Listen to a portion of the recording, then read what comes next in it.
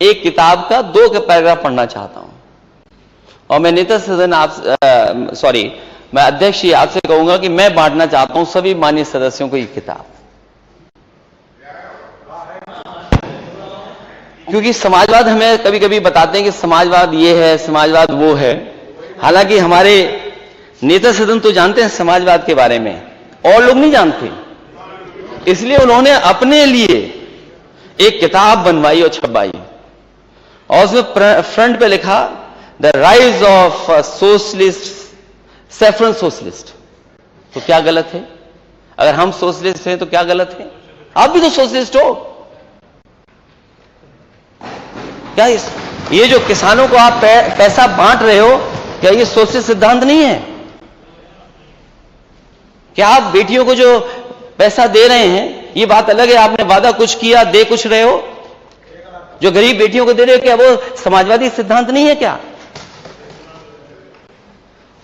तो मुख्यमंत्री जी तो जानते हैं, नेता सदन तो समझते हैं, इसलिए उन्होंने किताब अपने लिए लिखवाई, the rise of a saffron socialist. अगर हम सोशलिस्ट नहीं समझ पा रहे कि सोशलिज्म क्या है, तो कम से कम हमारे विपक्षी लोग समझाएं, और अगर विपक्षी लोग नहीं समझते हैं तो कम से कम कॉन्स्टिट्यूशन की बुक पढ़ ले, प्रियम्बल में सोशलिस्ट वर्ड है।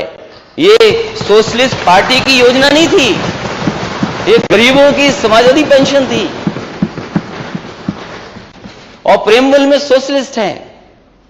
और अगर सोशलिस्ट पे प्रश्न लगाते हैं तो आप डेमोक्रेटिक भी नहीं हैं, आप लोकतंत्र पर भरोसा नहीं करते हैं, और अगर लोकतंत्र पर भरोसा नहीं करते हैं और समाजवादी नहीं है तो आप सेकुलर भी नहीं हो सकते।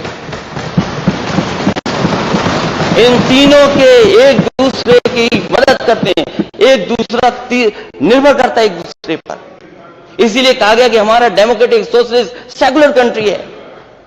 अगर आप सोशलिस्ट नहीं है तो सेकुलर नहीं है, ना डेमोक्रेटिक है, और एक भी अगर हटा दोगे तो हमारा देश नहीं चल सकता।